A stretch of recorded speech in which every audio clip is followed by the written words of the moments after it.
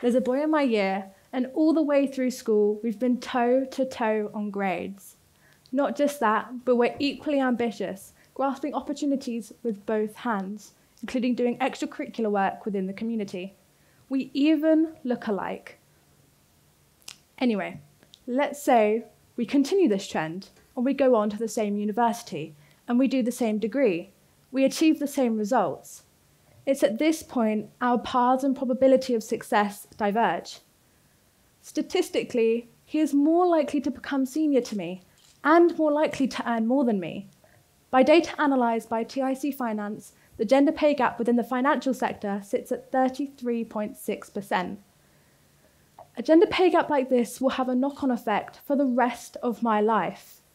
Say he and I want to buy a house at the same time in the same area. His increased salary means that he'd be able to afford a larger house and he can afford to invest more.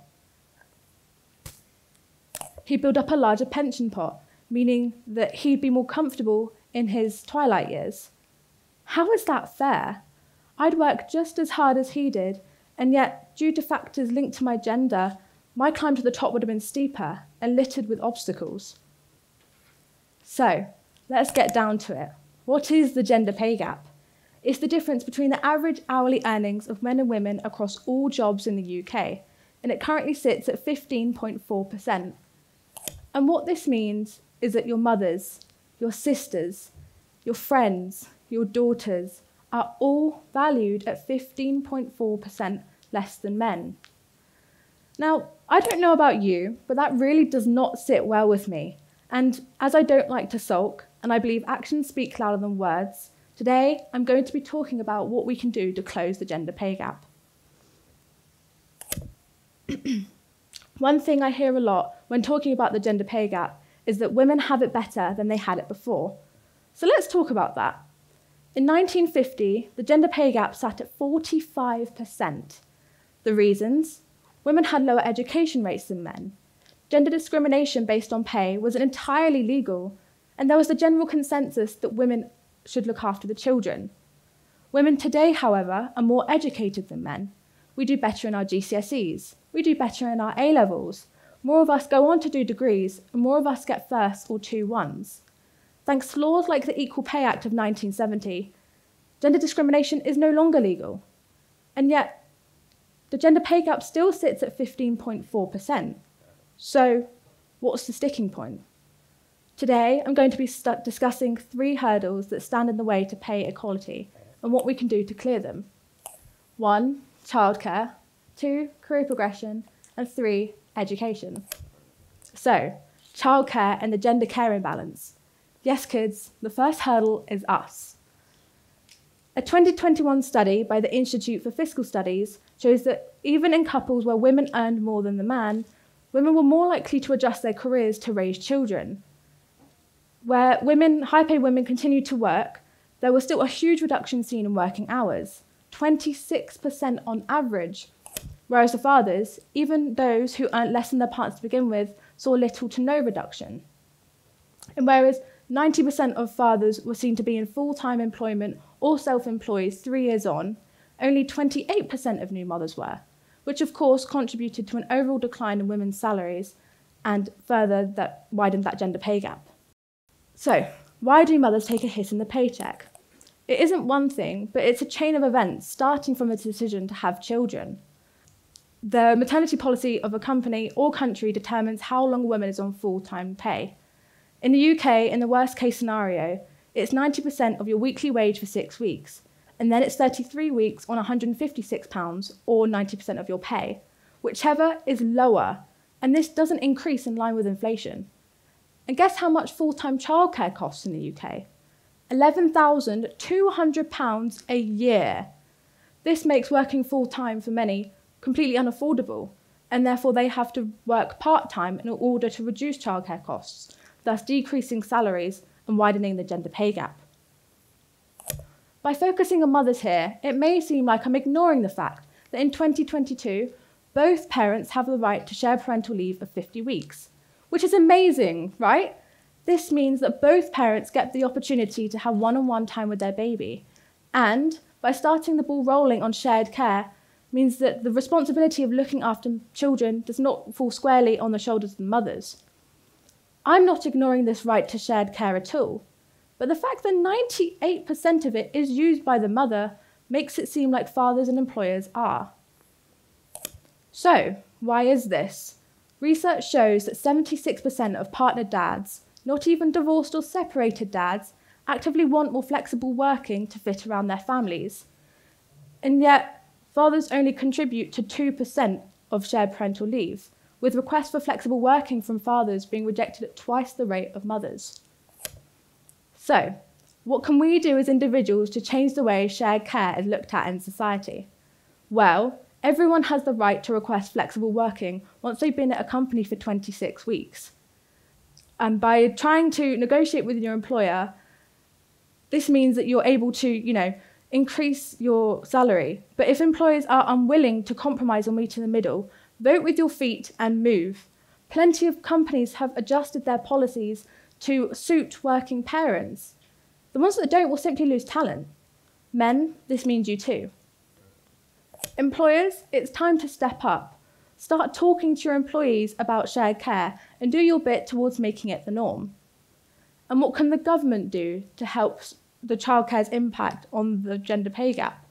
Well, they can start by investing in the childcare system. If we take a look at Sweden, they subsidise childcare to the tune of £328 million a year.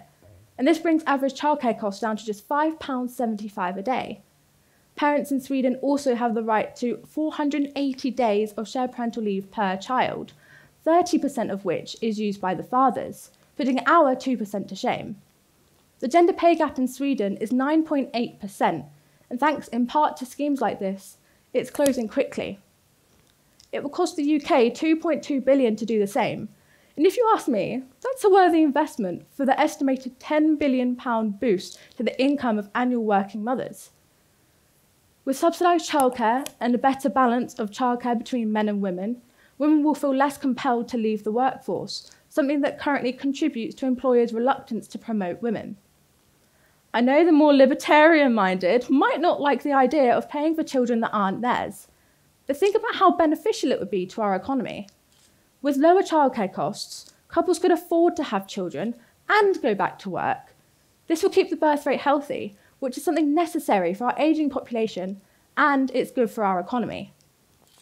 Now, I would like to move on to the second hurdle in the way to pay equality, career progression for women. In the FTSE 250, where 97% of CEOs are men, there are more CEOs named John than there are female CEOs. And whilst this fact did make me laugh, it's not actually funny. It's just ridiculous. What are we telling young women and girls out there who are thinking about their future? You know what it tells me? It tells me I should name my daughters John. A 2017 law passed by the government requires companies of more than 250 people to publish their gender pay gap data online. You can find it here at this website. And as depressing as this data is, it's actually very useful, as it splits the salaries into quartiles. This is where you see the gender pay gap for what it is. Men dominate the top quartile. If we look at HSBC, women make up 51% of employees, and yet hold only 12% of the highest paid jobs. So why is this? Obviously, the childcare imbalance is a part of it, but there's more to it than that. If you're a man and you're ambitious, you're a leader. If you're a woman and you're ambitious, you're Lady Macbeth. In her best-selling book, Lean In, Sheryl Sandberg, former COO of Facebook, talks about going for that promotion. Stop caring about being liked so much. Walk into that corner office and negotiate a pay rise. And she's not wrong. It's just the world isn't that simple. Companies simply aren't doing enough to promote upward career progression for women. A study by McKinsey shows that gender-diverse companies outperform their competitors by as much as 48%. And yet a recent study by Forbes shows that men are still more likely to promote those who resemble them, and are therefore more likely to promote men than women.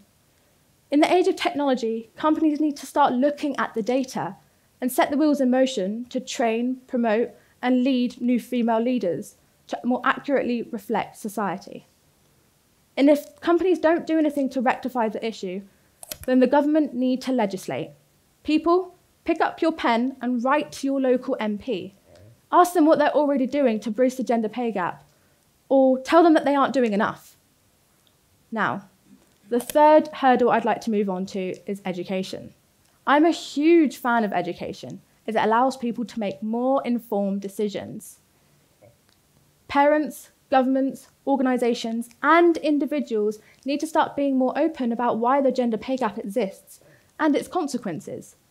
If we were more upfront with women and girls about the financial implications of being the only flexible parent, perhaps they'd be more likely to sit down with their partners and have that conversation about shared care, rather than just accepting the status quo. With a better balance of childcare, women will feel more comfortable going for those promotions, which will increase their salaries and decrease the gender pay gap. What can we, the education sector, do?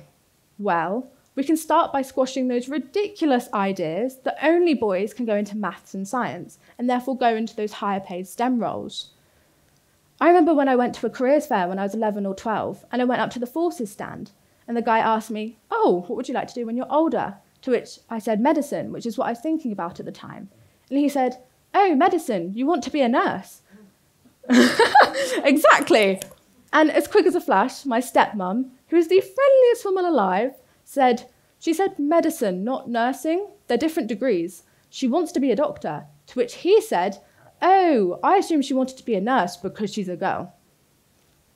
It was at that moment I realised how lucky I was to have my support network to lift me up.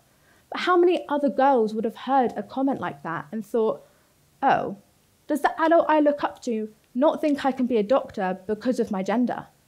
Schools need to have a zero tolerance policy on misogynistic or misandrous language that could stop young people going into the careers they want to because it's typically associated with the opposite gender.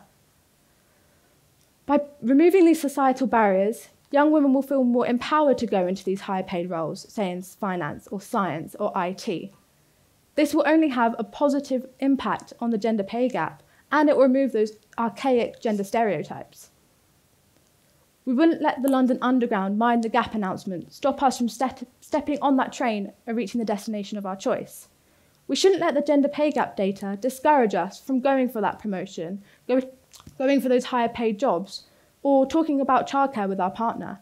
We need to acknowledge that the gender pay gap is there, inform the public, take action, and step aboard that train to reach our full potential. Thank you.